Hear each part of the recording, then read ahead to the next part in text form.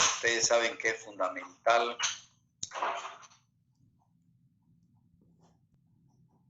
recordar el sistema eléctrico para poder entender. Se supone que el año pasado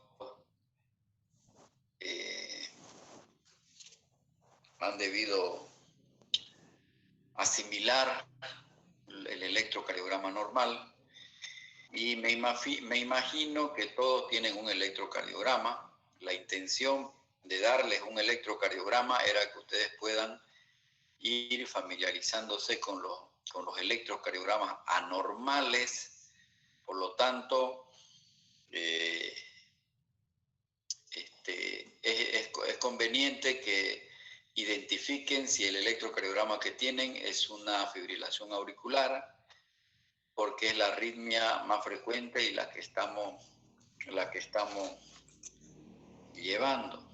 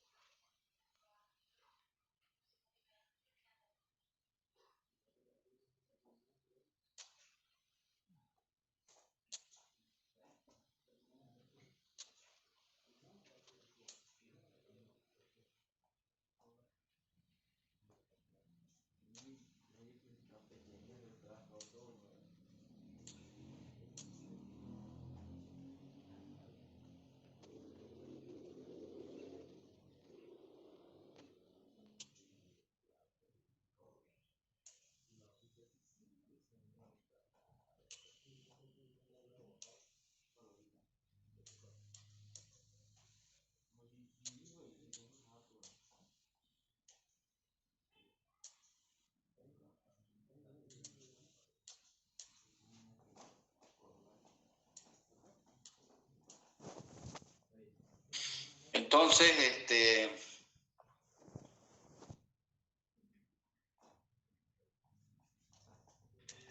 quedamos en que ustedes tenían que haber leído los anticoagulantes, la warfarina. ¿Alguien me puede decir?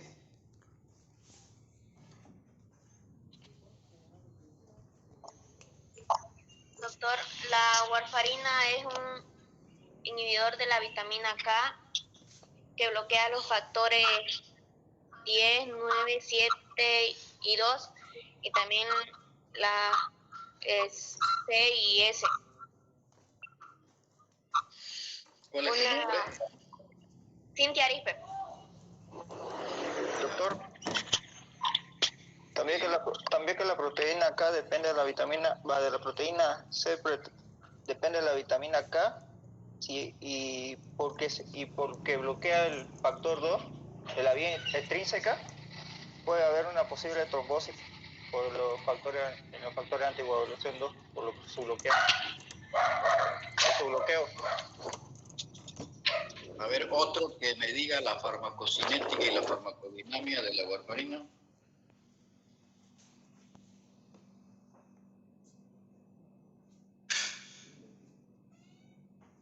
Cuando usted empieza a dar warfarina, ¿a los cuántos días surte el efecto anticoagulante?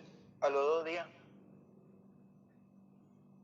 Doctor, en la farmacocinética es después de una dosis oral y se absorbe prácticamente en su totalidad con una concentración plasmática máxima que podría observarse en las primeras 4 horas.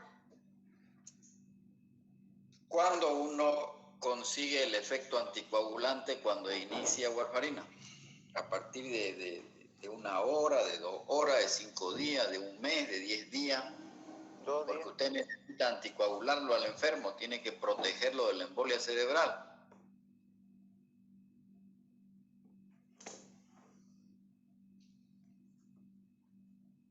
Eso es farmacocinética y farmacodinamia, ¿no ves? Doctor, el efecto anticoagulante se inicia de 8 a 10 horas después de su administración y después el efecto máximo se alcanza en 72 a 96 horas.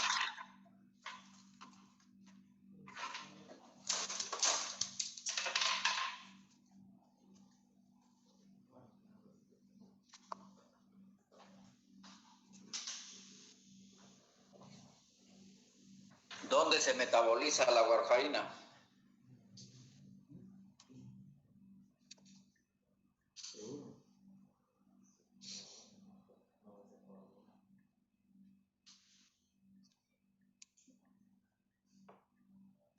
En el ¿Por hígado, dónde doctor. ¿Y por Se dónde metaboliza en el hígado.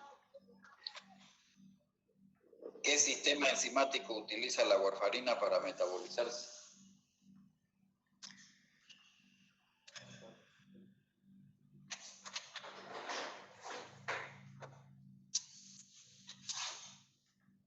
Buenas noches, doctores. ¿No son las células CYP50?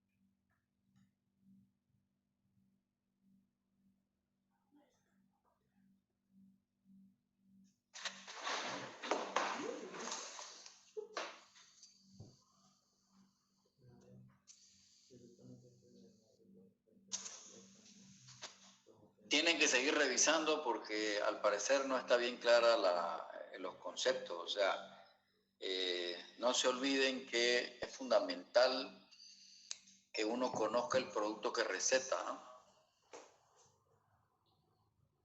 Buenas noches, doctor.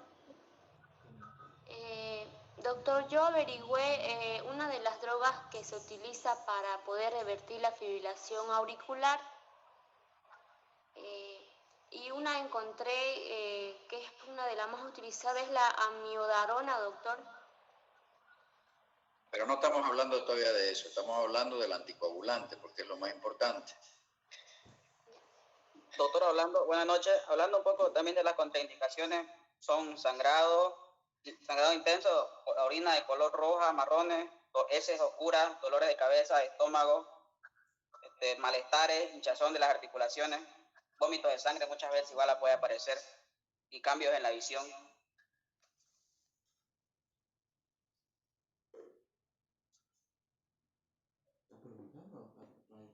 Y también leí sobre que puede aparecer sangrados intensos durante los 3 primeros meses del tratamiento con warfarina, doctor.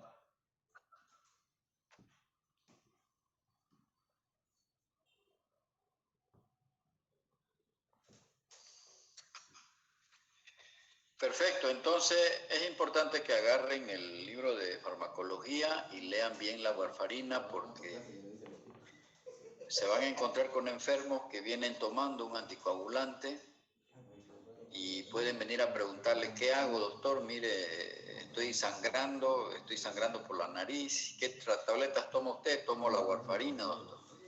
¿Qué es lo que va a hacer usted? Entonces, tiene uno que conocer los productos. Y ahora con mayor razón, porque estamos llevando una arritmia que es potencialmente embolígena. Estamos hablando de la fibrilación auricular. Bueno, me alegra por lo que han respondido y por los que están leyendo, digamos, ¿no? Y me preocupan los que no han leído, los que no leen. Entonces, vamos a recordar un poco lo importante, lo objetivo del tratamiento de la fibrilación auricular. En la diapositiva dice que hay 3 objetivos fundamentales. Controlar la frecuencia ventricular, revertir y mantener el ritmo sinusal, y el más importante en los pacientes que tienen una fibrilación auricular crónica es prevenir el evento cerebrovascular, la embolia cerebral. Es un pecado no anticoagular a un enfermo cuando tiene una fibrilación auricular crónica. Sí o sí estos enfermos deben anticoagularse porque tienen un alto riesgo de embolia cerebral. Y peor si la arritmia es por valvulopatía reumática, mitral. Esos pacientes tienen un 17% de riesgo anual de sufrir un evento cerebrovascular. Y si la fibrilación auricular no es de origen valvular, es por otra causa, tienen un 5% de riesgo anual de sufrir un evento cerebrovascular. Por eso la necesidad de indicar un anticoagulante. Entonces, el anticoagulante que existe en nuestro país y el más antiguo de todos los anticoagulantes es la warfarina y es el que más utilizamos. Si ustedes se van a Buenos Aires, se van a Chile, se van a Argentina, al Brasil, puede que no solamente usen la warfarina, sino usan el otro anticoagulante oral, inhibidor de la vitamina K, que es el acenocumarol. Entonces esa es la otra droga anticoagulante oral. Pero para nuestro país no existe el acenocumarol. El que más utilizamos es la warfarina. Y lo otro que les dije y que les mostré un producto son los nuevos anticoagulantes orales. Qué bueno cuando el paciente tiene dinero, porque es más caro obviamente que la warfarina, pues si uno lo puede indicar, lo indica, ¿no? Pero también tienen sus razones por las cuales yo voy a utilizar. Esto es como en el matrimonio, digamos, ¿no? Uno tiene que elegir a la que va a acompañarlo toda la vida uno, ¿no? Y si uno se equivoca, está frito también, ¿verdad? Entonces, si usted se equivoca en elegir un anticoagulante, puede tener problemas con el paciente. Por lo tanto, hay que saber elegir. Entonces, por esa razón les dije que lean un poco los nuevos anticoagulantes orales, pero lo que yo voy a preguntar fundamentalmente en el examen es sobre la warfarina. Entonces, veo que algunos han leído algo, han repasado la warfarina y me preocupa los que no han revisado lo que es la warfarina. Sigan revisando, por favor, porque... Buenas noches, doctor. He tenido una pregunta sobre la warfarina. Quería hacerle. ¿Ya? De lo que estaba leyendo, o sea, quería saber, porque leí una parte donde que puede ser una amenaza de aborto. ¿Se me podría aclarar? ¿Cómo amenaza de aborto? No entiendo. Doctor, trate eso, porque hay las medicaciones. en el ciclo menstrual. ¿Qué tiene, pero? O sea, no entiendo la pregunta. Leí las contraindicaciones de hipersensibilidad de la warfarina, donde decía que también podría ser una amenaza de aborto. O sea, una contraindicación para no usar. Sí. Claro, ¿cuál es el efecto adverso más frecuente de usar un anticoagulante? Evitar los coágulos. No, el efecto adverso, o sea, ¿qué es lo dañino de la warfarina? Si no la usa bien.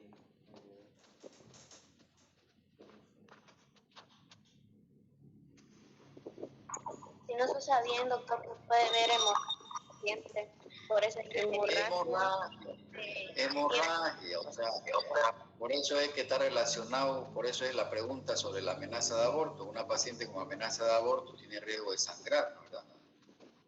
Entonces, el principal efecto colateral de la warfarina es la hemorragia, porque es un anticoagulante. ¿Qué es lo que va a hacer el anticoagulante, la warfarina? ¿Qué hace con la sangre, en concreto la warfarina?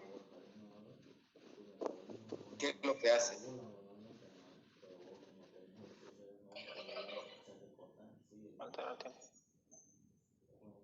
¿Qué es lo que hace? Hasta donde entendí que la vitamina K, que es lo que ayuda a que se coagule la sangre. Previene la formación de trombos y émbolos, dice. Vitamina K en la sangre. Claro, lo que hace es hacer que la sangre esté ralita, ¿no? ¿Verdad? Que no se formen trombos ni coágulos. Por eso es el efecto anticoagulante. Hace la sangre ralita. Cuando usted indica warfarina a un enfermo, porque está, digamos, con esta arritmia, ¿qué recomendaciones le da? ¿O le da nomás como si fuera aspirina, como un paracetamol nomás? No, doctor, no tiene que consumir alcohol, ya que el alcohol produce un efecto adverso grave que potencia la warfarina. También ¿Qué más? si tiene úlceras de sangrado igual no se puede dar. Y también me salió que cuando tiene mi paciente hipertensión maligna. Y también que hay que hacerle seguimiento con el tipo de protrombina y el INR. Ese es el control. ¿Y cada qué tiempo debe hacerlo? Eso no encontré. ¿Cada qué tiempo debe hacerlo? El tiempo de protrombina. ¿Cuánto es lo normal del tiempo de protrombina? 10 a 14 segundos.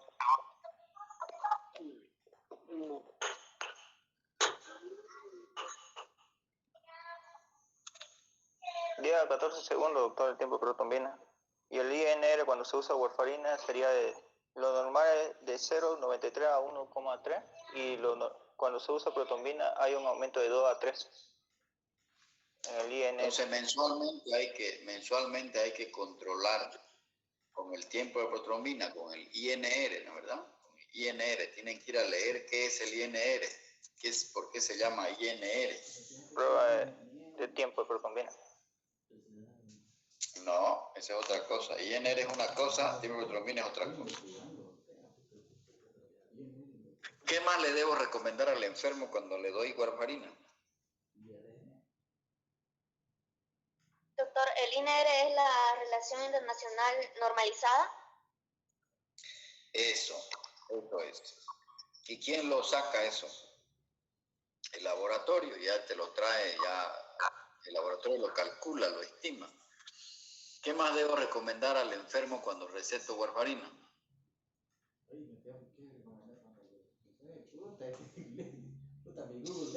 La medicación que toma, doctor, hay medicamentos que pueden aumentar el tiempo de protrombina y hay otros que pueden disminuir el tiempo de protrombina, ayudando así a la warfarina. Pero aún así siempre hay que ser precavido, digamos. Por ejemplo, aquí en el libro está que la disminución del tiempo de protrombina son, por ejemplo, la rifampina. El tiempo de protrombina. Después también hay los diuréticos. Inclusive hay enfermedades como ser el hipotiroidismo, que disminuyen más el tiempo de protrombina. De acuerdo. ¿Qué más hay que recomendarle al enfermo en forma concreta cuando toma warfarina?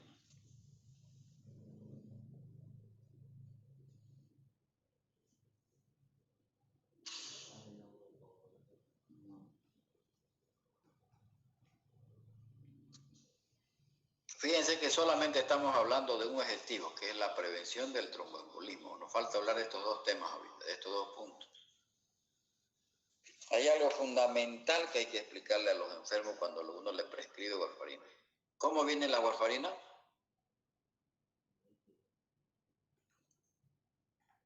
Presentación. ¿Cómo viene la warfarina?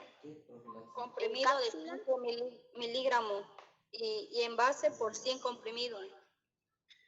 En comprimidos de 5 miligramos, eso de envase de 100 comprimidos, eso no hay de qué preocuparse, porque puede venir de 10, sobres de 10, de 20, de 30, no hay que preocuparse. Lo que importa es cómo viene, de cuánto es la dosis, 5 miligramos, comprimidos de 5 miligramos, no viene en otra presentación, solo viene así.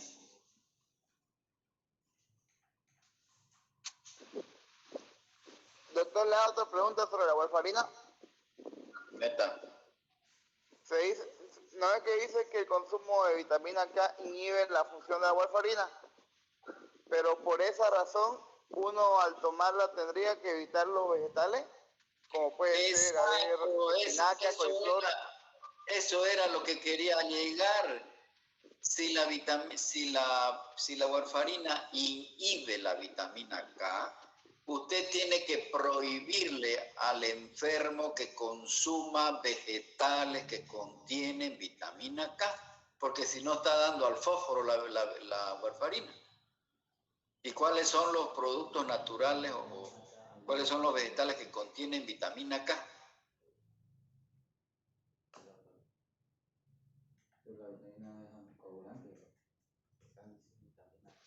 Las verduras, Las verduras verdes, puede como ser como espinaca, la hoja. coliflor.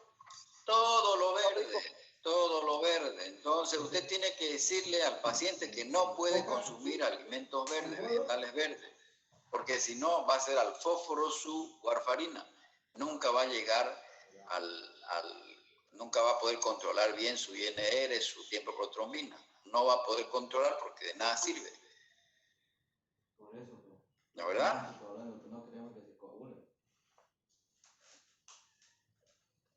Eso era lo que faltaba en las recomendaciones al enfermo, que no consuma alcohol. Y por si acaso, para que ustedes sepan, la warfarina es una droga que coquetea con 200 remedios. Con la mayoría de los remedios coquetea, o sea, interacciona. Coquetea para que lo entiendan. Entonces, interacciona con muchos productos. Y es importantísimo porque al interactuar con algunos, con muchos, perdón, con unos le quita la eficacia a un producto y con otros tiene peligros de que se intoxique por el otro remedio. Y eso es porque, revisen bien la warfarina, hay un sistema de metabolismo en el hígado, que es el que usa la warfarina. Entonces, al usar ese sistema metabólico, cuando se toma un producto X, ese producto ya no se puede metabolizar. Entonces, va a aumentar la concentración plasmática en sangre y es peligroso que se intoxique el paciente o que las dosis sean tóxicas. ¿Entendido? Entonces, tienen que revisar qué sistema metabólico utiliza la warfarina para metabolizarse en el hígado. ¿Cuál es el sistema que usa? Por eso cuando hablaba de rifampicina, precisamente ahí está la razón. Entonces usted cuando prescribe warfarina, tiene que saber, tiene que recomendar al enfermo, este producto, señora, no puede consumir junto con la warfarina. Este sí, este no. Este sí, este no. Esa es la desventaja de la warfarina, que coquetea con un mundo de fármacos. Entonces, tienen que seguir todavía leyendo la warfarina. Los he escuchado hablar del tiempo de protrombina, tienen que leer qué es el tiempo de protrombina. Falta. Si un paciente está con sobredosis de warfarina, ¿qué hago yo? Está sangrando por el uso de la warfarina. ¿Cómo revierto el efecto de la warfarina? Eso en la medicina se llama antídoto. Administrando vitamina K. Falso. No es así que se revierte. Tu paciente está tomando warfarina, se equivocó y en vez de tomar una tableta le tumbó 2 o le tumbó 3 y empieza con una hemorragia digestiva, empieza a tener moretones en la piel, al orinar sangra, puede tener una epistaxis. ¿Qué vas a hacer? ¿Cómo vas a revertir el efecto de la warfarina? ¿Qué antídoto se utiliza? ¿Cómo cohibir la hemorragia? Aquí dice el doctor que se suspende el medicamento, se administra vitamina K oral o parenteral, se da plasma fresco, congelado, concentrados de complejo de protrombina y factor 7A recombinante. De todo eso que has dicho, lo único que es eficaz para revertir los efectos colaterales de la warfarina es el plasma fresco. No es igual plasma fresco que plasma fresco congelado. El plasma fresco. ¿Y por qué el plasma fresco revierte?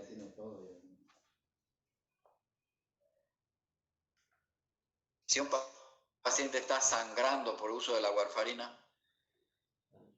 lo primero, claro, suspender la warfarina por un tiempo, pero el paciente lo necesita.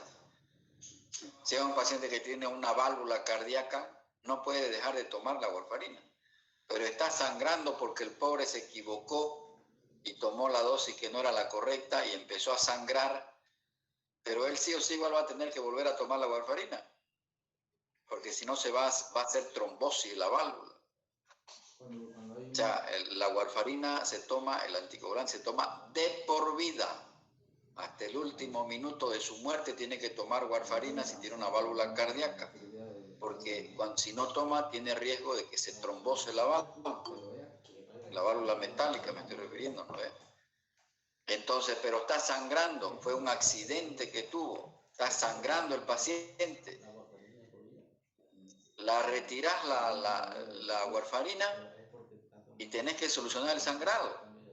No vayas a creer que el sangrado va a parar en el momento que retires la warfarina, va a seguir sangrando el enfermo. ¿Cómo vas a revertir ese sangrado? Con plasma. Ustedes tienen que, en la medicina, en farmacología, das una droga y tenés que saber cuál es su antídoto. Obviamente no todos los remedios tienen antídoto, pero en este caso la warfarina tiene un antídoto. La heparina tiene un antídoto. ¿Cuál es el antídoto de la heparina? Si un paciente está sangrando por el uso de la heparina, que es otro anticoagulante, otra droga de este grupo, ¿qué vas a hacer? Sería la ¿Cuál es el antídoto? administración de la protamina, doctor, en dosis de 1 miligramo intravenoso por cada 100 Protamina. Correcto. Protamina, ese es el antídoto. Protamina.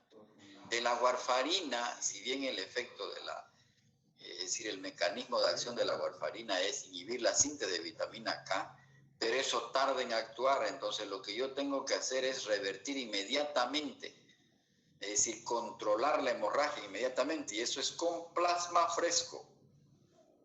Si no tenés plasma fresco, se te va a morir el enfermo.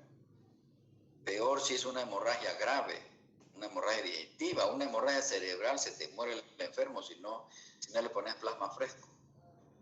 Ahora, si no hay plasma fresco congelado. Pero vayan a revisar cuál es la diferencia del plasma fresco y plasma fresco congelado. ¿Y cuál es el mecanismo? ¿Por qué cohíbe la hemorragia? Entonces tienen que leer harto, jóvenes, tienen que leer harto. Vamos a avanzar entonces. Entonces, la warfarina es la droga que ustedes tienen que leer como anticoagulante oral. Tienen que saber que la otra droga anticoagulante oral se llama acenocumarol, pero que no tenemos en Bolivia, no hay. Pero que sí en Bolivia ya tenemos los nuevos anticoagulantes orales que tienen sus indicaciones.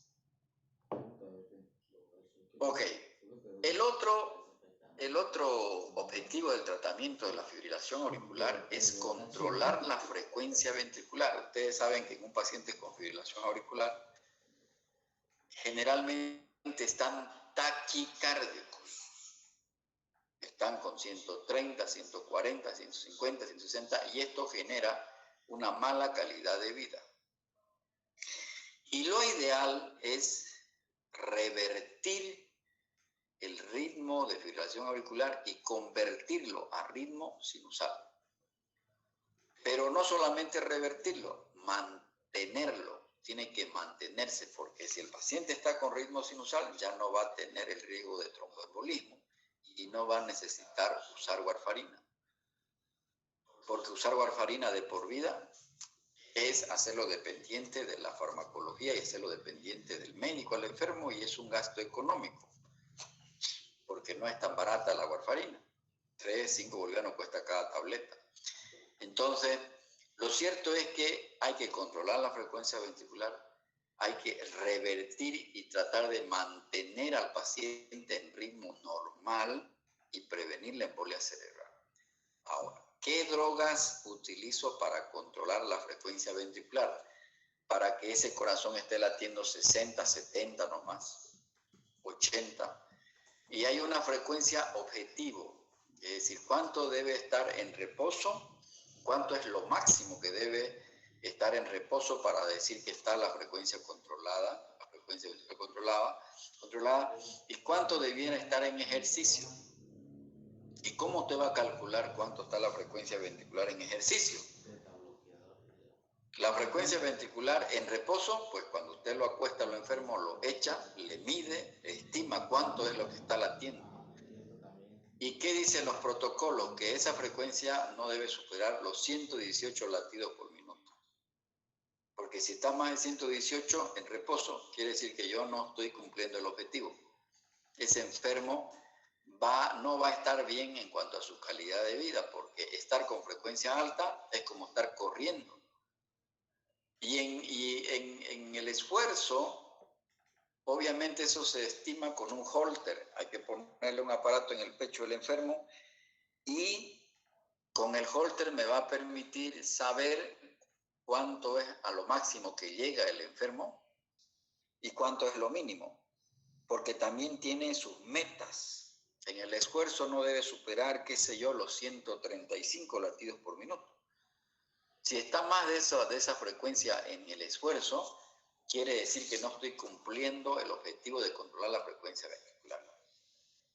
Las drogas que utilizo para controlar la frecuencia son los bloqueantes del canales de calcio, el verapamilo y el diltiazem. Estas dos drogas puedo utilizar y son eficaces. El verapamilo es un calcio antagonista, al igual que el diltiazem. El verapamilo viene en tabletas de 40 miligramos, de 60 y de 180. Yo puedo dar 40 miligramos cada 8 horas, o puedo dar 80 cada 12, o puedo dar 180 por día. Entonces tengo que llegar a la dosis máxima del verapamilo. ¿Cuáles son las contraindicaciones? Hay que evitar en pacientes que tienen insuficiencia cardíaca sistólica, porque estas dos drogas son inotrópicas negativas. El diltiazem, lo propio, el diltiazem viene de 60 miligramos, puedo dar cada 8 horas, 180 miligramos por día. Estas dos drogas son eficaces para controlar la frecuencia, para que no esté taquicárdico el enfermo. No sirven para revertir el ritmo, es solamente para controlar la frecuencia cardíaca, pero tienen el inconveniente que producen insuficiencia cardíaca porque son inotrópicas negativas. Sin embargo, la droga más utilizada es la digoxina. La digoxina es, aunque el paciente estuviera en insuficiencia cardíaca, obviamente la digoxina sirve para el paciente que está fibrilado y el paciente que está en insuficiencia cardíaca, porque a diferencia de estas dos drogas es inotrópica positiva, es decir, aumenta la fuerza de contracción. Pero ¿cuál es el defecto de la digoxina? Solamente controla la frecuencia cardíaca en reposo, pero no la controla en el ejercicio. Esta droga viene en comprimidos de 0,25 miligramos y en ampollas también de 0,25 miligramos. La dosis es una vez al día se puede utilizar, 0,25 miligramos cada día.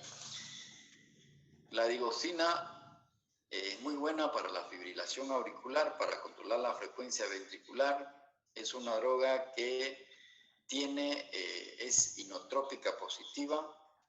Y sobre las otras 3 propiedades del corazón, es negativo su efecto. Es batmotrópica negativa, cronotrópica negativa y dromotrópica negativa. Pero es inotrópica positiva. Es decir, disminuye la excitabilidad del corazón, disminuye la conducción y disminuye la frecuencia cardíaca. Por eso sobre esas 3 propiedades, tiene efectos negativos. Pero sobre la fuerza de contracción, sobre el inotropismo, es positiva. Por eso se puede utilizar en la insuficiencia cardíaca. Sin embargo, la droga, la digoxina, el efecto entre lo útil y lo tóxico es muy estrecho. Hay que tener mucho cuidado porque la droga se elimina por vía renal y en pacientes con insuficiencia renal es muy peligroso usarla. Interacciona también con la warfarina, con la miodarona, y en pacientes que están muy delgados hay riesgo de que se intoxique porque esta droga se une a las proteínas en un 40-60%, por lo tanto un paciente delgado como no tiene masa muscular, toda esa droga se va al plasma sanguíneo y hay riesgo de que se intoxique. Entonces, el otro objetivo en el tratamiento de la fibrilación auricular es revertir el ritmo de fibrilación auricular y volverlo ritmo sinusal normal.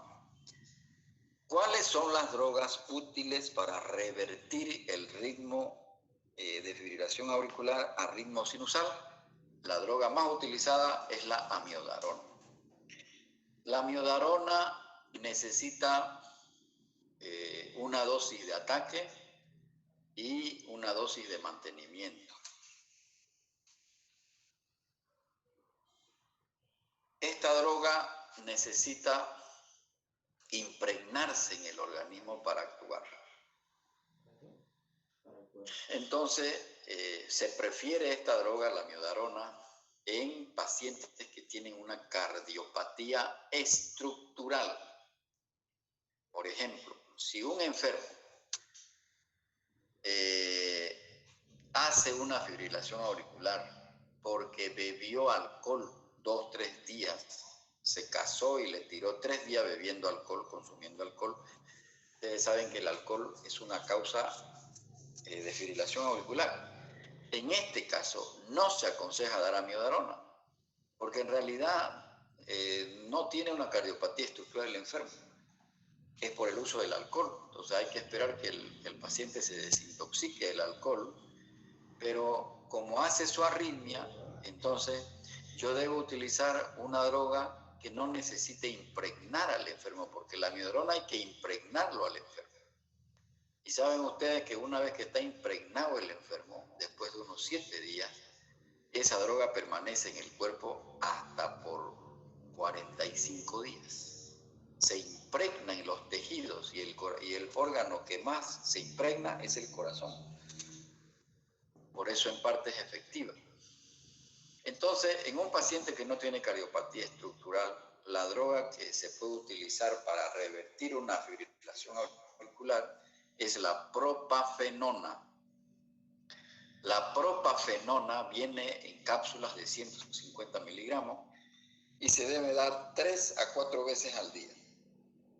Entre 450 miligramos a 600 miligramos.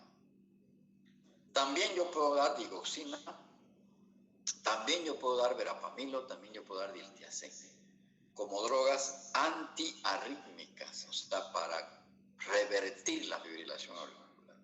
Y en cardiopatía estructural, la droga que se prefiere es la amiodarona. Pero la amiodarona necesita uno impregnar el organismo. La amiodarona viene en comprimidos de 200 miligramos y viene en ampollas de 150 miligramos.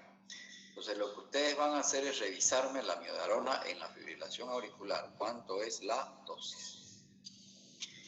Y bueno, para indicar el anticoagulante oral, utilizamos un score, que es el score CHATS.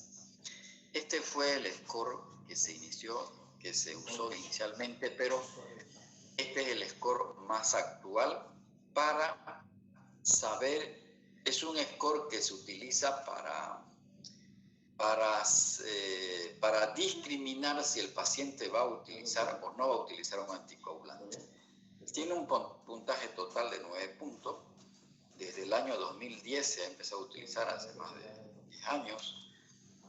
Y fíjense que a cada situación clínica se le da un punto, se le da diferente puntaje. Si el paciente está en insuficiencia cardíaca, un punto. Si tiene historia de hipertensión o está tomando antihipertensivo o está hipertenso, un punto. Si es mayor de 75 años, se le da 2 puntos. Si es diabético, 1 punto. Si tiene historia de un ataque isquémico transitorio o ante una embolia, se da 2 puntos. Si tiene historia de una enfermedad vascular periférica, infarto de miocardio, enfermedad arterial periférica o un problema de la arteria aorta, 1 punto. Si está entre los 65 y 74 años, 1 punto. AGE viene de edad, de age, ¿no? ¿Verdad? La A viene de age, en inglés es edad. Y esta categoría de aquí, este factor de riesgo, no lo tenía el anterior score. Y ser mujer ya agrega un punto. Entonces, yo sumo todo esto. Si mi paciente tiene 2 o más puntos, eso es una indicación de warfarina, de anticoagulante oral. Pero si tiene menos de 2 puntos, puedo usar solamente un antiagregante plaquetario. Esa es la finalidad de aplicar el score CHAT-VAS. Este es el score actual, este es el que se usa para fibrilación auricular. ¿Alguna pregunta?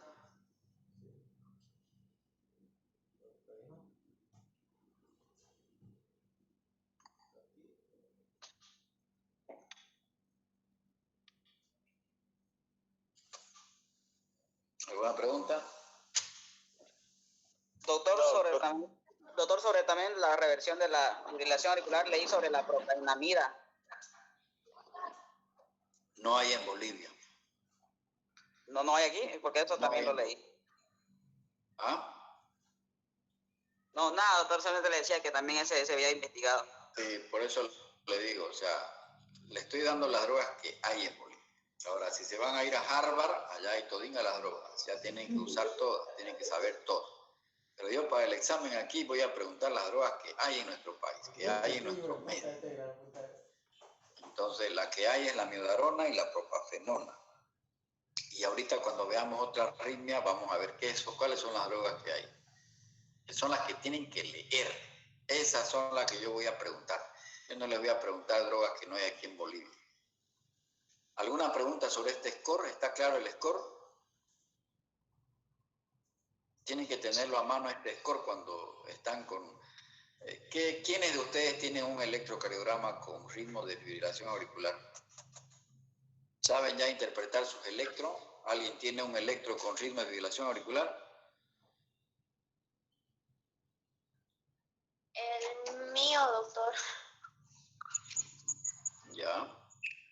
¿Qué edad tiene el paciente?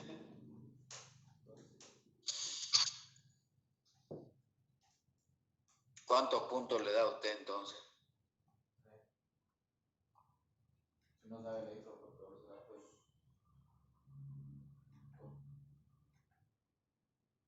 ¿Cuántos puntos le da? Ya, doctora, que lo tenía guardado. Y dice que tiene fibrilación auricular. Sí, o sea, tiene la secuencia en sierra, pero son chiquititas. No sé si eso es fibrilación auricular, porque tiene, y no hay onda P tampoco. Claro, ya hemos dicho cómo se hace el diagnóstico electrocardiográfico en la fibrilación auricular. Son 3 condiciones, ¿no es verdad? Entonces aplique esos requisitos para hablar de fibrilación auricular. Vamos a suponer que tiene FA. ¿Cuántos puntos le va a dar? Aplique el score, pues. Le da no hay, doctor, en mi electrocardiograma. No, ¿es mujer o es hombre? Ah, es hombre.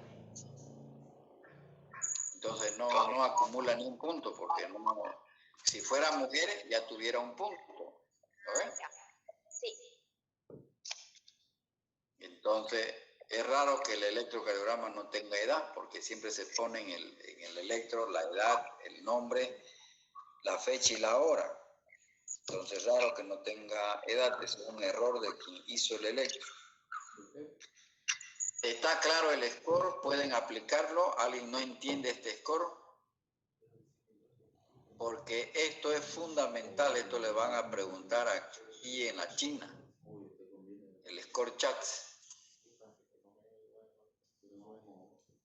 ¿Este 2 qué significa? ¿Qué significa este 2 de aquí? Los 2 puntos que se da en la letrita que representa. Este 2 puntos que se da a la AGE, a la edad, cuando es mayor de 75 años. 2 puntos se da si tiene historia de un stroke, ¿verdad? Y esto es categoría De sexo. Aquí hay categoría de sexo y la historia de enfermedad vascular. Por eso está así, VASC. Entonces está claro, ¿no?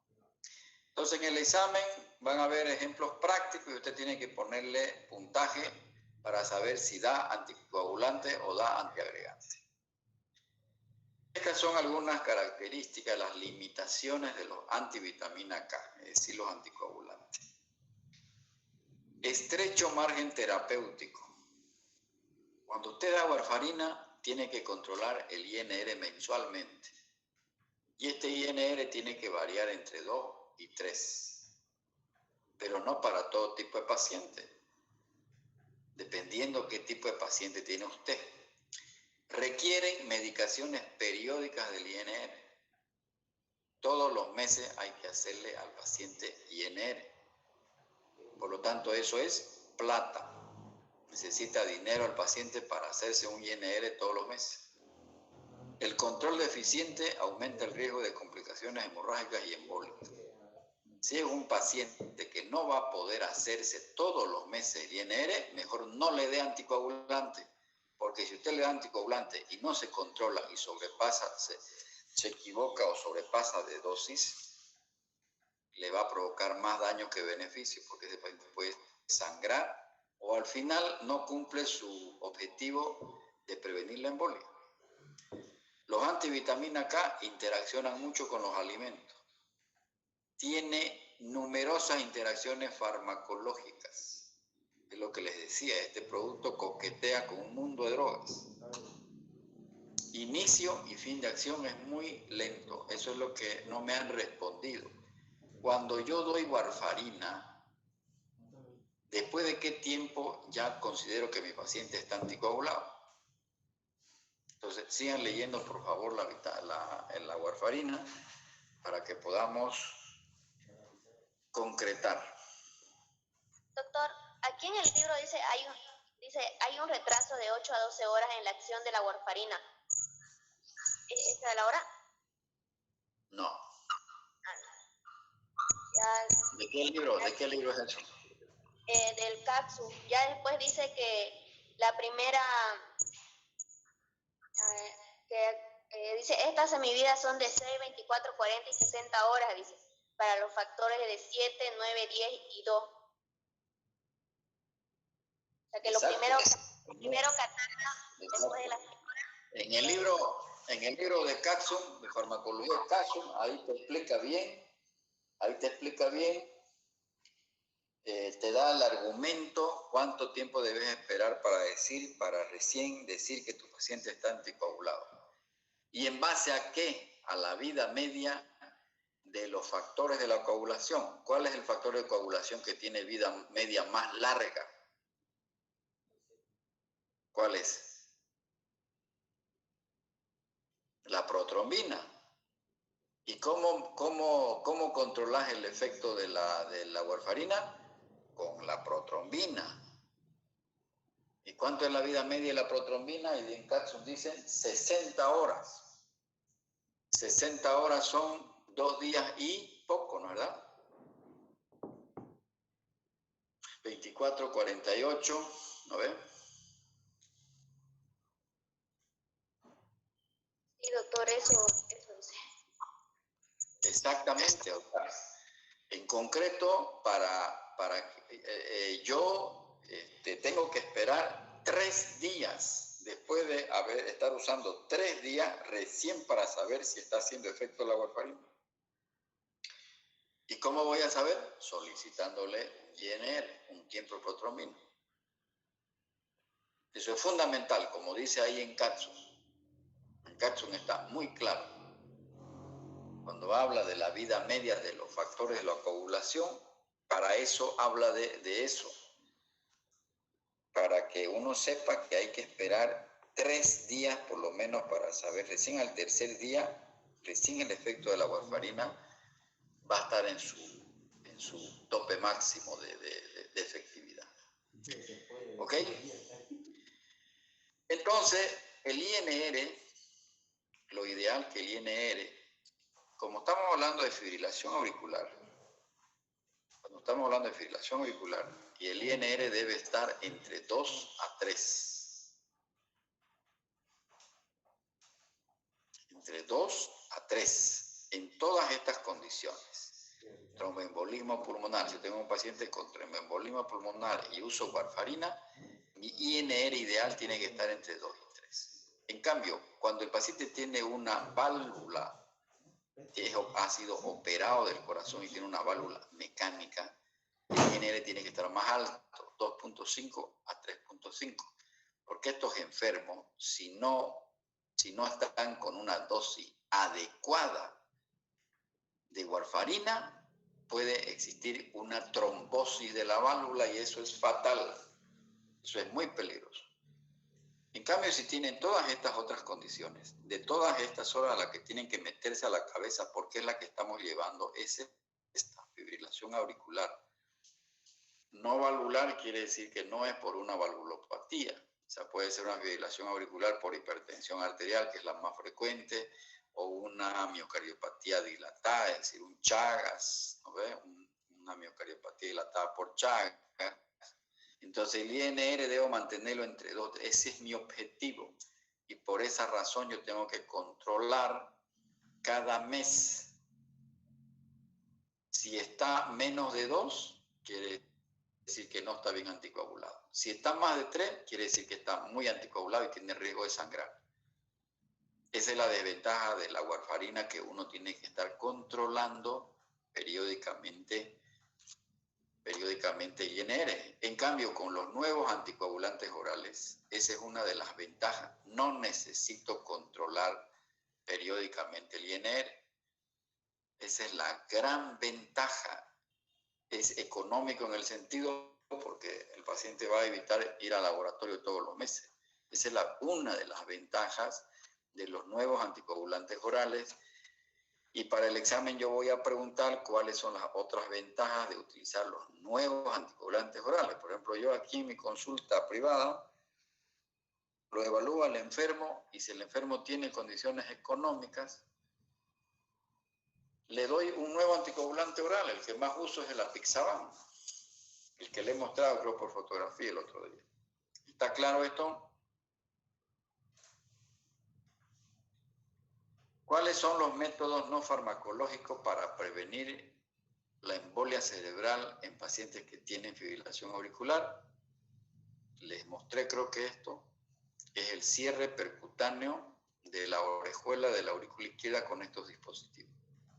Así yo evito darle warfarina, evito que el paciente gaste todos los días su warfarina y evito que el paciente vaya a hacerse la prueba de INR todos los meses. Pero estos dispositivos obviamente son caros. Pero pacientes que tienen recursos económicos, y esos son los adelantos de la medicina. O sea, uno tiene que beneficiarse de los adelantos de la medicina. El flúter auricular ya lo vimos, ¿se acuerdan? Ya dijimos qué enfermedades producían. Y nos quedamos aquí. La medida de elección para un flúter auricular es la cardioversión eléctrica. Es decir, yo tengo que hacer una descarga eléctrica con 50 joules, porque esta arritmia fácilmente revierte con baja energía, 50 joules. Y la otra droga, cuando yo no puedo usar la cardioversión eléctrica, la otra droga es la digoxina.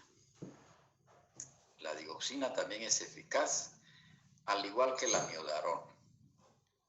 Entonces, me van a terminar de leer la warfarina y me van a leer 2 drogas más, la digoxina y la miodarona. Son las drogas más utilizadas en las arritmias cardíacas. Digoxina y amiodarona. Para la próxima clase, para el próximo miércoles, podamos absorber todas las dudas. Y la última arritmia, es decir, una de las arritmias también más frecuentes dentro de las arritmias supraventriculares, aquellas que están por encima del nodo auriculoventricular, se llama taquicardia supraventricular, que habitualmente es paroxística. se inicia y termina en forma súbita. El ritmo es totalmente regular. Usted pone el fonendoscopio al pecho del enfermo y es taca, taca, taca, taca, taca, taca, taca, taca, es rítmica. La frecuencia va a variar entre 140 a 250 latidos por minuto. La onda P no se ve bien, pero ¿cómo diferencio una fibrilación auricular? Porque la fibrilación auricular es un ritmo irregular y este es un ritmo regular. Y se ve bien en D2, en D3 y en ABF. No es visible la onda P. Y la otra característica es que el complejo QRS es estrecho. Mide menos de 11 centésimas de segundo. Hay algunas formas comunes de taquicardia paroxística supraventricular que son las que ustedes van a ver en la práctica y esta es la más frecuente. Se llama de reentrada nodal. Un minuto de descanso.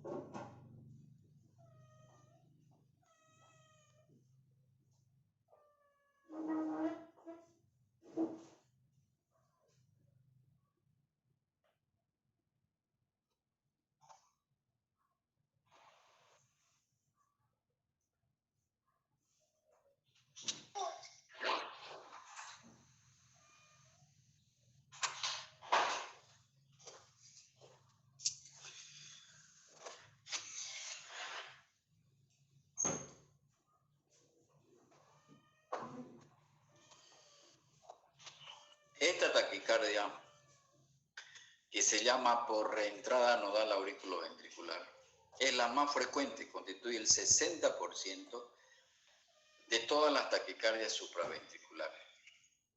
Comienza y termina bruscamente. ¿Qué siente el enfermo? Un episodio de palpitaciones de inicio rápido, que puede darse en el esfuerzo o puede darse en el reposo. Y cuando se le hace un electrocardiograma, esa frecuencia puede estar entre 170 a 250 latidos por minuto. Es regular.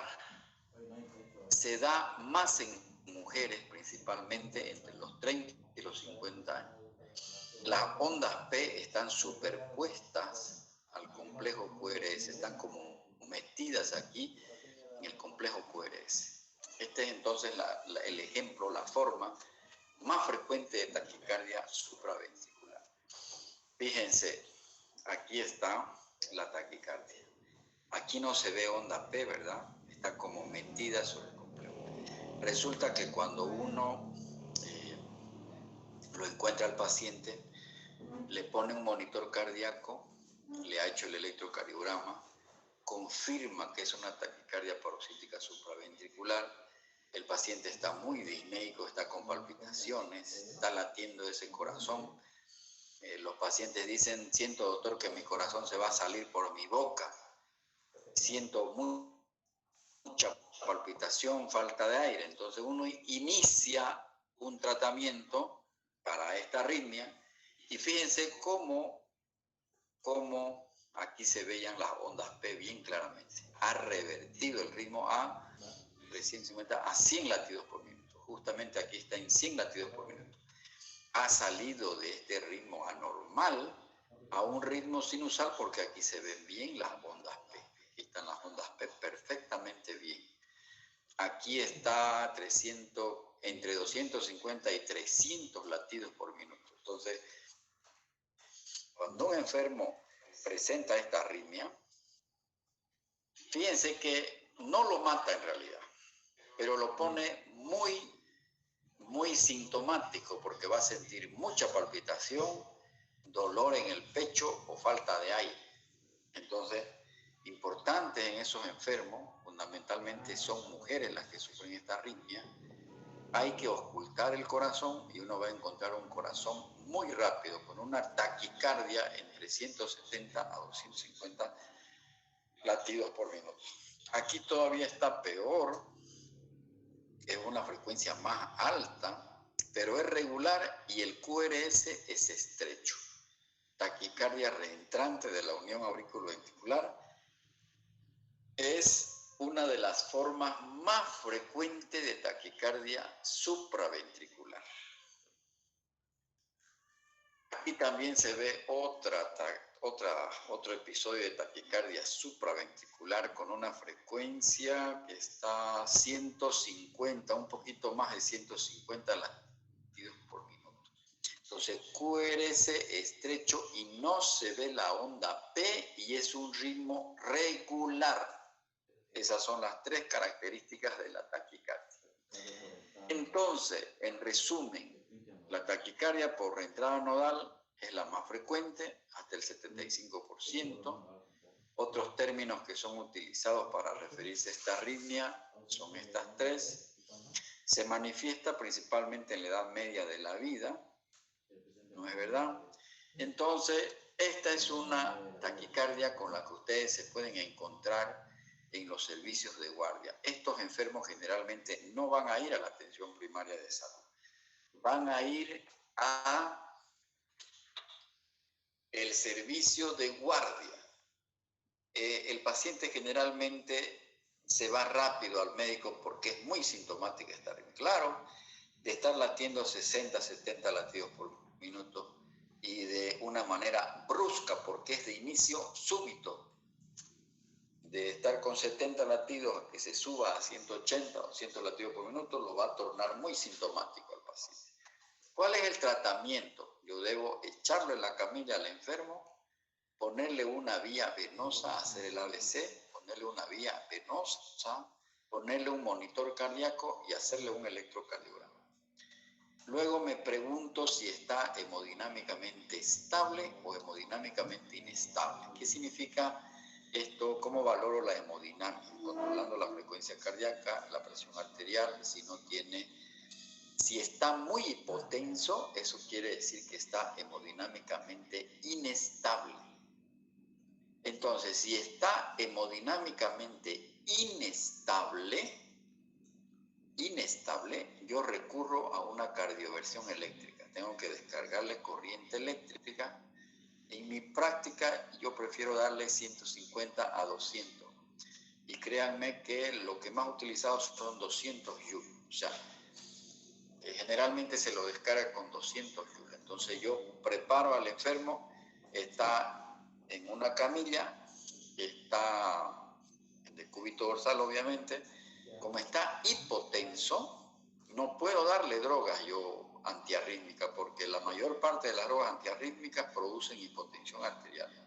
Uno de los efectos colaterales de la miodarona es que produce hipotensión arterial.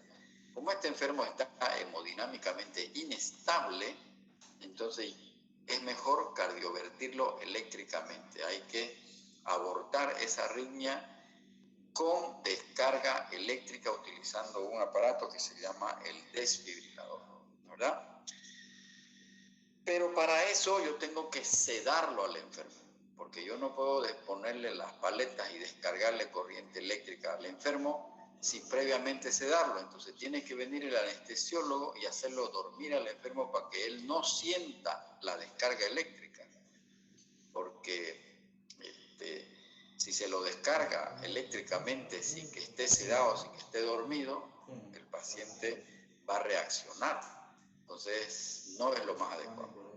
Ahora, si el paciente está hemodinámicamente estable, lo primero que hago es intentar maniobras vagales. Ahorita vamos a ver cuáles son esas maniobras vagales. Si las maniobras vagales fracasan, yo tengo que optar por una droga. La droga más moderna, la que indican las guías americanas y europeas para controlar esta arritmia, se llama adenosina. La adenosina viene en ampollas de 6 miligramos. La dosis máxima es 3 ampollas. Se supone que el paciente está con una vía venosa. Esta droga actúa en minutos. Es muy rápida su acción. El problema es que cuando los enfermos usan adenosina, sienten un dolor del pecho horrible. Es como si se estuvieran infartando. O sea, usted tiene que advertirle al enfermo que va a sentir un dolor del pecho similar al infarto. Yo he utilizado muy poco esta droga porque esta droga es muy cara. Viene en unos sets con las 3 ampollas porque es lo máximo. Empiezo con 6, puedo repetir con 12 miligramos endovenoso. Y si no revierte, tengo que usar las 3 ampollas. O sea, las dosis máximas son 3 ampollas. Por eso es que los sets vienen con 3 ampollas. Ahora, ¿qué pasa?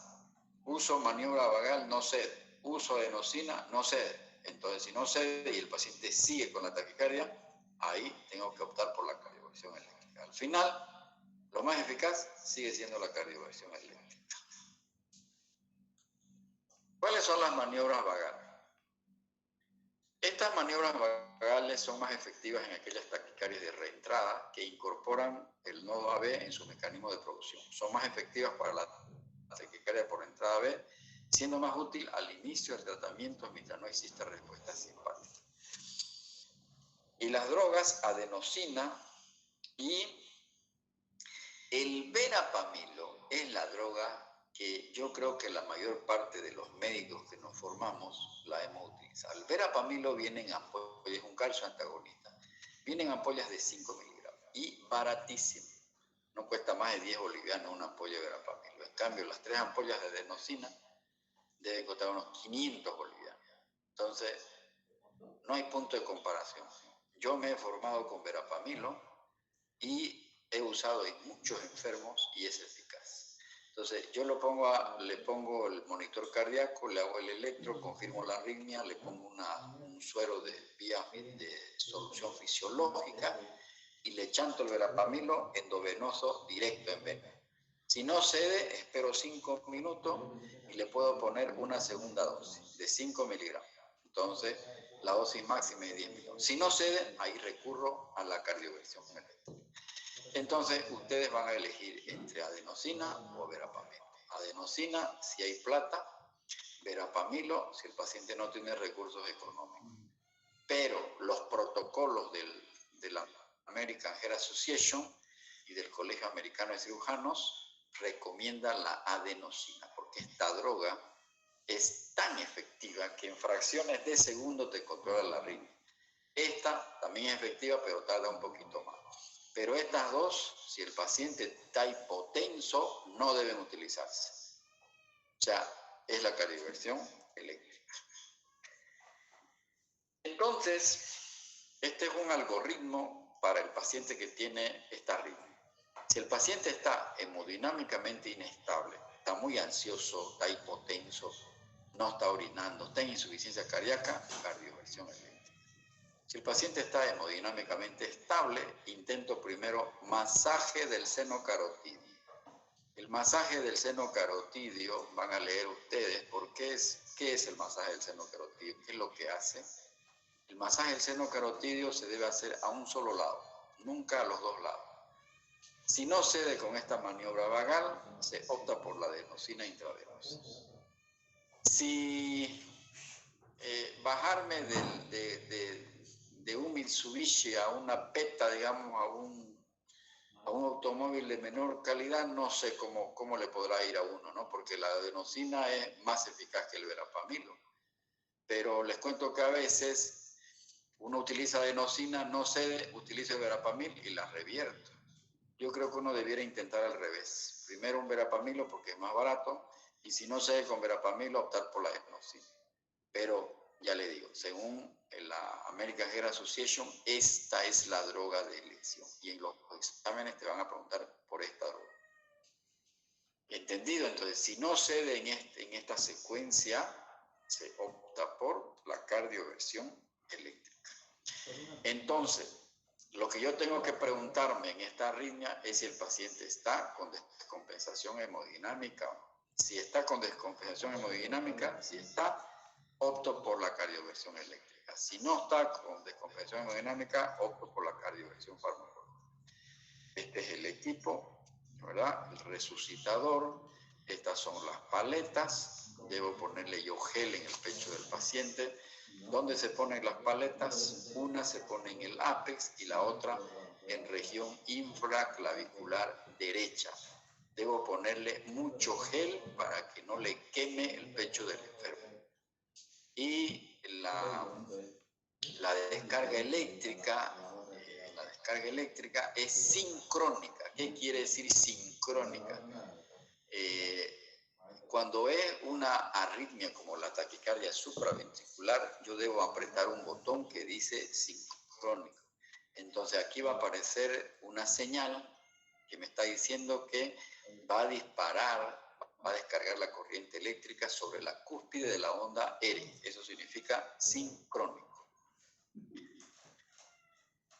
La anchura del QRS es fundamental en la valoración de estas arritmias. Si el QRS es estrecho, es una taquicardia supraventricular. Si el QRS es ancho, es una taquicardia ventricular, que es mucho más grave. ¿Cómo es el ritmo? Si el ritmo es regular, lo más probable es que sea una taquicardia supraventricular o un flúter auricular. Si el ritmo es irregular, entonces se trata probablemente de una fibrilación auricular.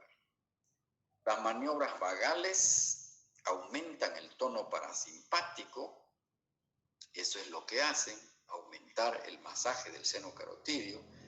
Lo que hacen estas maniobras vagales es aumentar el tono parasimpático. ¿Cuál es el neurotransmisor del sistema parasimpático, jóvenes?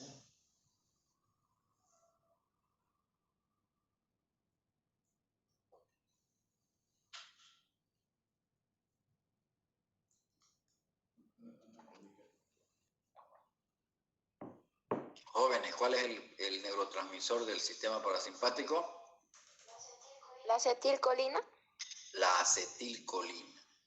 ¿Qué ocurre si yo, al hacer un masaje del seno carotidio, de estar en 180 latidos por minuto, aquí ya revirtió porque hay ondas, lo vuelvo al paciente con 30 latidos por minuto? Si se pasa al otro extremo, ¿qué voy a hacer?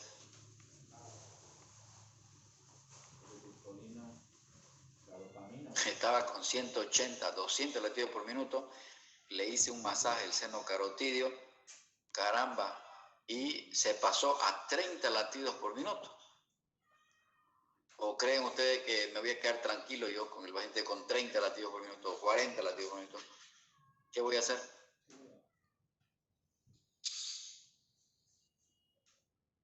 El neurotransmisor del sistema parasimpático es la acetilcolina. ¿Qué voy a hacer entonces? La acetilcolina, ¿qué es lo que ha hecho? Ha actuado sobre el sistema eléctrico del corazón. Lo que hace la acetilcolina, ¿qué es? Enlentece la conducción auriculoventricular. Eso es lo que hace. Al enlentecer la conducción auricular y evitar que pasen los estímulos de la aurícula al ventrículo, va a producir bradicardia, va a enlentecer la frecuencia cardíaca, va a revertir el ritmo. Pero si esa frecuencia cardíaca es muy baja, ya también es peligroso. Es peligroso que esté muy alto, como es peligroso que esté muy bajo. Entonces, ¿qué voy a hacer? ¿Cómo voy a revertir? Pero caramba, avívense pues, jóvenes. ¿Un inhibidor? ¿Y qué inhibidor pues hay? ¿Cómo voy a revertir? Porque aquí ha actuado la acetilcolina. La acetilcolina sobre el sistema eléctrico enlentece la frecuencia cardíaca. Eso es lo que ha hecho aquí. Pero ha sido muy extremo, muy fuerte. Si empieza con bradicardia, el paciente puede entrar en paro cardíaco en cualquier momento. Entonces, ¿cómo revierto el uso de el efecto de la acetilcolina? ¡Vamos! Caramba, che. Esto es de fisiología, segundo año, ahí se lleva eso. ¿Qué voy a usar? ¿Cómo voy a revertir? ¿Cómo voy a subir la frecuencia cardíaca? Estaba alta y ahora resulta que está muy baja. Y si está muy baja, puede entrar en paro cardíaco el enfermo. ¿Qué voy a hacer? ¿Adrenalina, tal vez, doctor? ¿Cómo adrenalina? La adrenalina va a producir otra vez esto. Si la adrenalina es del tono simpático. La acetilcolina enlentece el corazón. La adrenalina aumenta la frecuencia cardíaca y por eso es que hay un equilibrio. Nuestro corazón siempre está sin equilibrio. Cuando vos te pones nervioso es porque estás liberando noradrenalina y eso te hace dar taquicardia. Y entonces ahí actúa el parasimpático para frenar. Y esto, el corazón, nuestro organismo siempre está en un equilibrio. ¿Cómo? ¿Qué hago pues si está bradicardio el paciente? Está medio atontado el enfermo porque está con bradicardia, no le llega sangre al cerebro. ¿Cómo voy a revertir el efecto parasimpático? ¿Cómo voy a revertir el efecto grande que ha tenido la acetilcolina? ¡Qué barbaridad, caramba! ¡Qué decepción! ¡Qué decepción!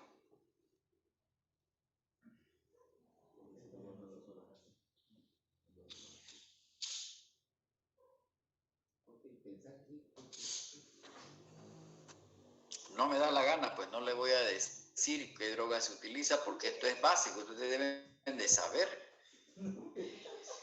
Esto es fisiología, por eso estamos en enfermedades cardiovasculares. Tienen que ustedes haber leído fisiología cardíaca, anatomía, fisiología cardíaca, sistema eléctrico. Les aconsejé que lean sistema eléctrico.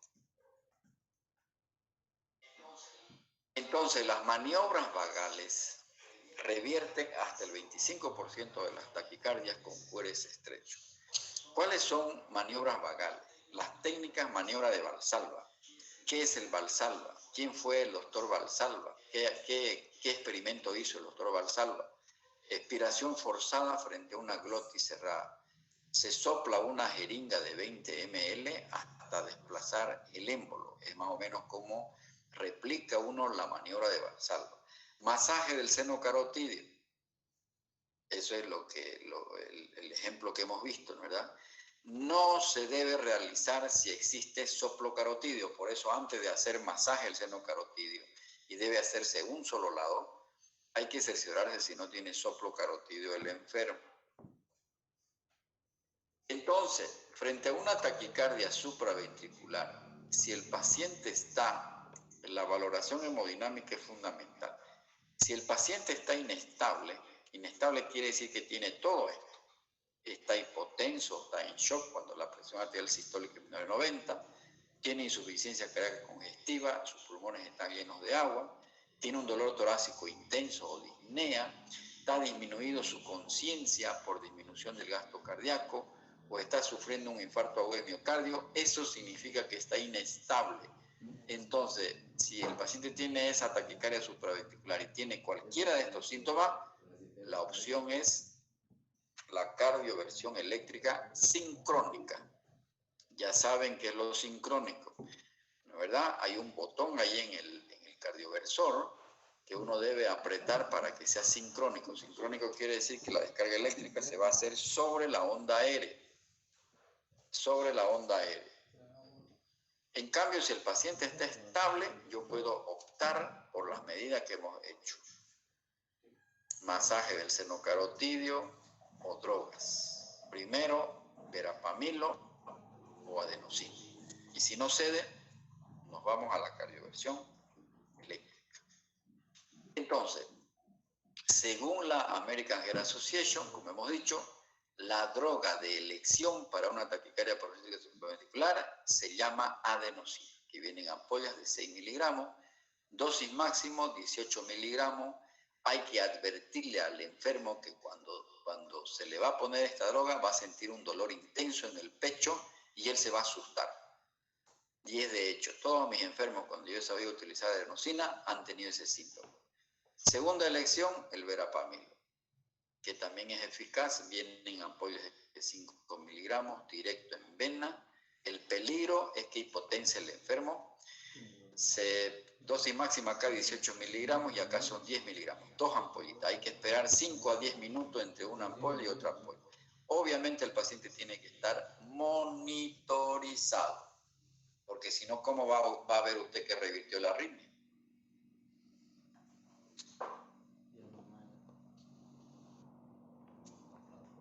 Taquicardia paroxística supraventricular con inestabilidad hemodinámica, cardioversión eléctrica.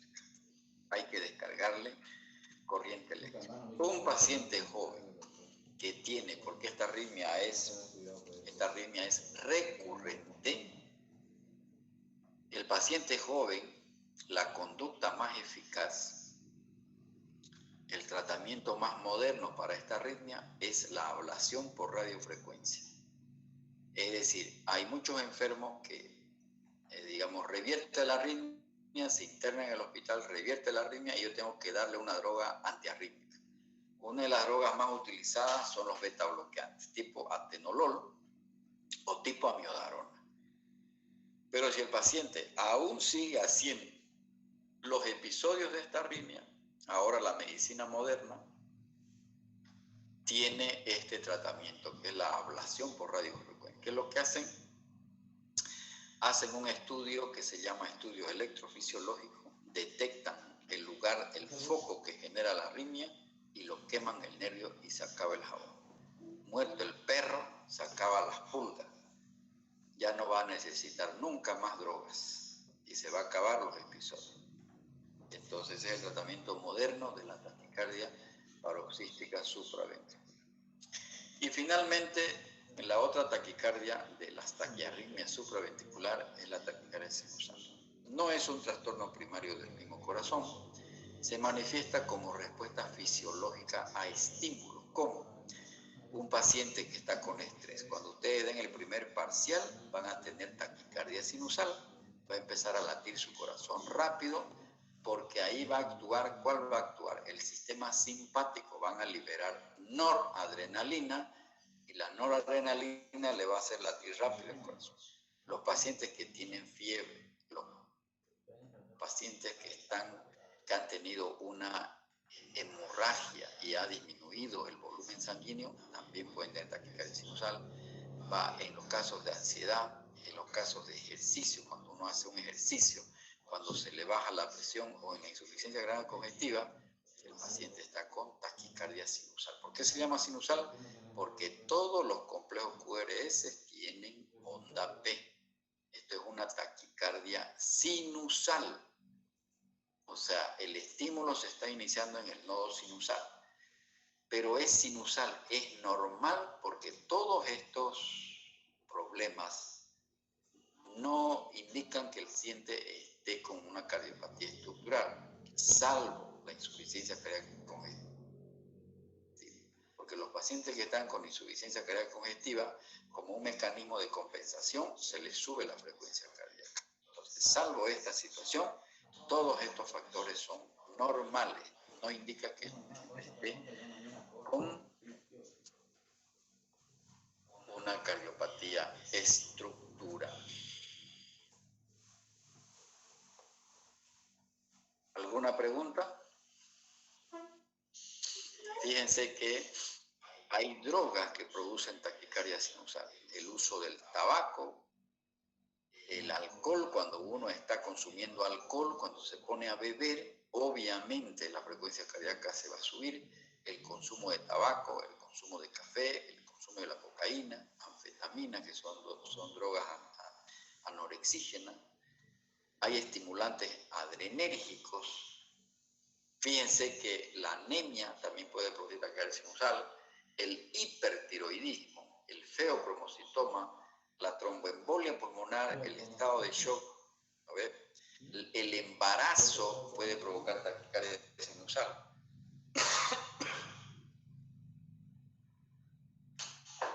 Todas son condiciones relativamente normales. Los antigripales que los que tienen pseudoefedrina, ustedes saben que los antigripales en su composición tienen pseudoefedrina, eso puede producir también taquicardia. Y aquí falta el alcohol. En cambio, la taquicardia nodal es muy diferente a la taquicardia sinusal. Este es un ritmo sinusal normal, ¿verdad? En la taquicardia nodal, las ondas P están invertidas, están negativas, fundamentalmente en D2, en D3 y en ABF. Los PR están cortos, el PR normal es de 0,12 a 0,20, pero en una taquicardia nodal el PR es corto, menos de 0,12 de 120 milisegundos. Y los complejos QRS son un poco más estrechos que lo normal. Entonces, esta es una taquicardia nodal. Ondas P que son negativas en las derivaciones B2, B3 y ABF. Hasta aquí entonces son las 4 arritmias que yo voy a preguntar en los exámenes. En resumen, fibrilación auricular, flúter auricular, taquicardia supraventricular, taquicardia sinusal y taquicardia nodal. Perdón, 5 arritmias más frecuentes con las que ustedes se van a encontrar dentro de este grupo de las taquicardias supraventriculares. Y para el próximo miércoles avanzamos las arritmias ventriculares. ¿Alguna pregunta, jóvenes?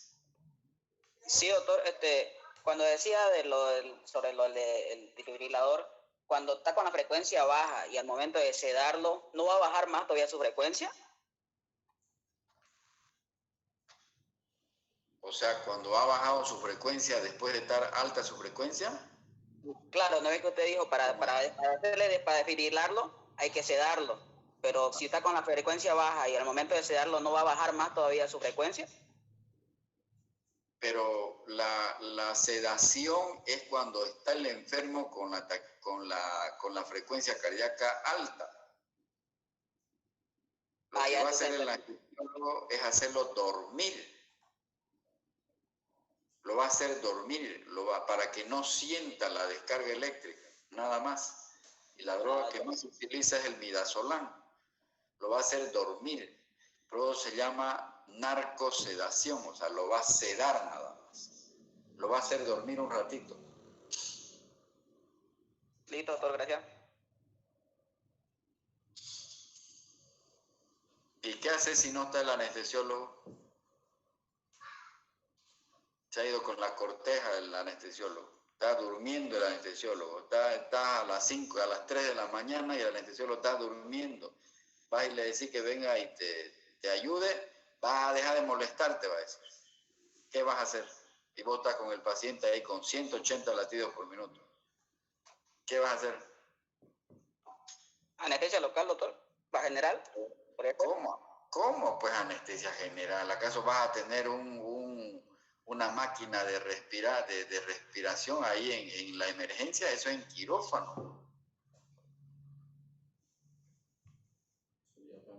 ¿Qué haces pues cuando en tu casa no hay chocolate para desayunar? ¿Qué haces? ¿Qué desayunar? Pajacedrón, pues, aunque sea, ¿no es verdad?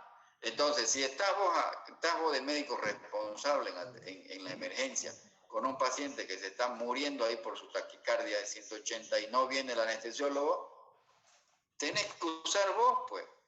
Vos tenés que usarla. Llamás a algunos otros internos médicos que te ayuden ahí Le pones vos los sedás, le pones el midazolam. Para eso tenés que saber medicina, tenés que saber farmacología. No va, se te muere el paciente y no, ¿quién te va a auxiliar? ¿Acaso le van a echar la culpa al anestesiólogo? A vos te van a echar la culpa. Usted lo atendió a mi paciente. Usted lo atendió a mi padre. ¿Por qué usted no hizo lo que tenía que hacer? Entonces, jóvenes, en la medicina uno tiene que aprender de todo. ¿Está claro? Sí, doctor. En repetidas oportunidades, nosotros en el Gumucio Reyes, cuando no venía el anestesiólogo, lo hacíamos nosotros. Ni modo. ¿Qué se usa, doctor? No escuché bien. Midazolam. Es una benzodiazepina. O sea, lo que hay que hacer es hacerlo dormir un ratito al enfermo, ¿no? Claro que es peligroso también porque si lo haces dormir un poco, por ahí se le baja la presión, mismo que ya puede estar hipotenso el enfermo, ¿no? ¿Verdad? Entra en paro respiratorio, o sea, tenés que tomar tus precauciones. ¿Qué tenés que tener al lado? Un carro de paro, con ambú, con todo. Y no te olvides que el paciente de estar con 180 latidos por minuto, le haces la descarga eléctrica. ¿Cuál es el problema que puede sobrevenir? Que se vaya al otro extremo. Frecuencia cardíaca de 30 latidos por minuto. ¿Qué vas a hacer? Es lo que ustedes no han sabido responderme.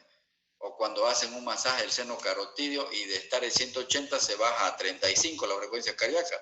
Eso es también anormal. Es como ir en la carretera a 110 kilómetros por hora, se te cruza una vaca y vas a reducir la velocidad a 30, a 40. ¿Acaso eso no provoca problemas? Obvio, pues. Te podés matar al reducir esa velocidad tan brusca. Y eso es lo que ocurre con el corazón, por eso tenés que estar preparado. Si se te baja demasiado la frecuencia cardíaca, tenés que tener una droga para subirla. Y eso es lo que ustedes no saben. Otra duda sobre la acetilcolina. Para inhibir la acetilcolina hay que inhibir su enzima, entonces, que la enzima que produce acetilcolina. No sé, pues. Lea bien. Porque a lo que ahorita que leí se usa para ¿cuál es el antídoto de la acetilcolina? O sea, ¿cómo yo anulo la acetilcolina? Para inhibir la acetilcolina hay que inhibir la enzima acetilcolinesterasa, y esos medicamentos que inhiben son la donepezilo, galantamina, ribastigmina. ¿Esos son los fármacos? Nada. ¿O no? Nada que ver. No, nada que ver. Sí, digamos, pero te estás complicando demasiado. Hay una droga que se usa, es la que siempre los carros de paro la tienen.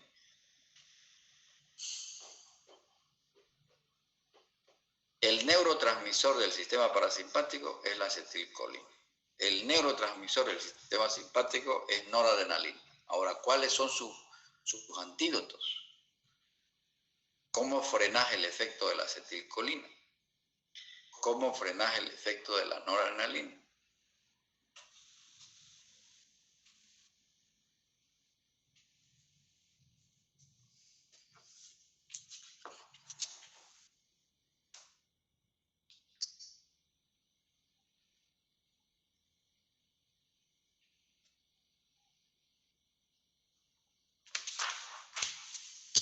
Ok, bueno, la próxima clase, arritmias ventriculares, la tarea es que lean digoxina, amiodarona, completen lo que es la warfarina y me digan cuáles son los antídotos de la acetilcolina.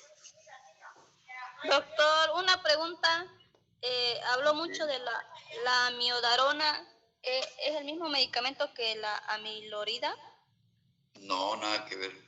No, porque la amilorida, bloqueador de los canales del sodio. No, nada que ver. Ya no lo encontré, doctor, ya. Gracias. ¿Cuál no la encontraste, la amiodarona? Sí, la amiodarona no lo encuentro en la fotocopia de usted. Solo hay la amilorida. ¿Cuál fotocopia de mí?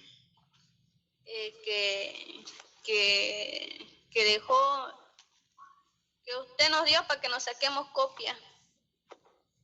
Pero esos son antihipertensivos, Mariela, no son antiarrítmicos. Ah, ya, está bien, gracias. Unas 2 hojitas creo le mandé, pero esos son antihipertensivos.